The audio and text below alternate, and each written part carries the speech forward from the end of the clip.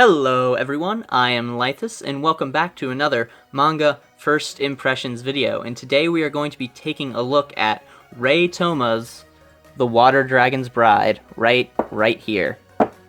Now, one thing to note about this series before we begin is that the cover looks innocent and all, but the subject matter is pretty dark in this series, so be warned, if you don't like dark atmospheres, you might not like this first volume.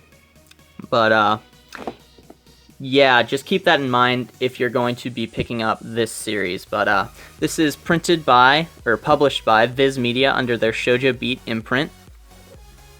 And for the most part, this series, it seems like it is definitely going to be something that if you're a fan of something like Toma's Dawn of the Arcana, it seems like this has a very similar feel to that.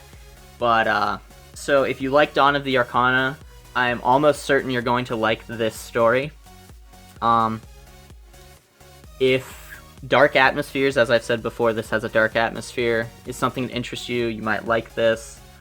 It doesn't have, well, I don't want to say it doesn't have, but doesn't seem like there are too many like lovey-dovey moments so far, so none of that the normal shoujo cheese stuff that normally turns a lot of people off. So far we don't have any of that. There's a teeny tiny bit of that, but it's only like, it's hardly noticeable. So if you're thinking about a shoujo, you know, I'd recommend this as a place to start, but again, it's only the first volume. This is a first impression, so I can only tell you what I know about this first volume. But something else to note is that this is very quick to get through. The dialogue bubbles, there isn't much written in them. It's only like a couple words per each one, so you can fly through this volume. And let's take a look at the artwork as well. You know, nothing extraordinary, but certainly nothing, you know, it's not anything amazing. The art looks pretty decent. It's not bad at all, but it definitely has a shoujo art style. So keep that in mind if you're going to be picking this up. But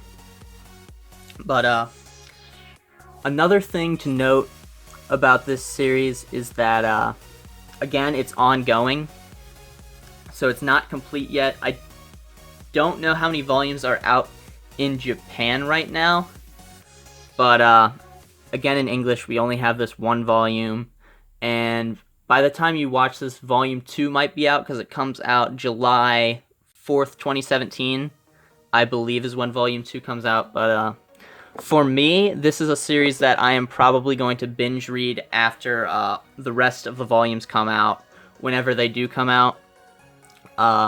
Toma doesn't typically do incredibly long series. I think her longest is Dawn of the Arcana, which is only 13 volumes.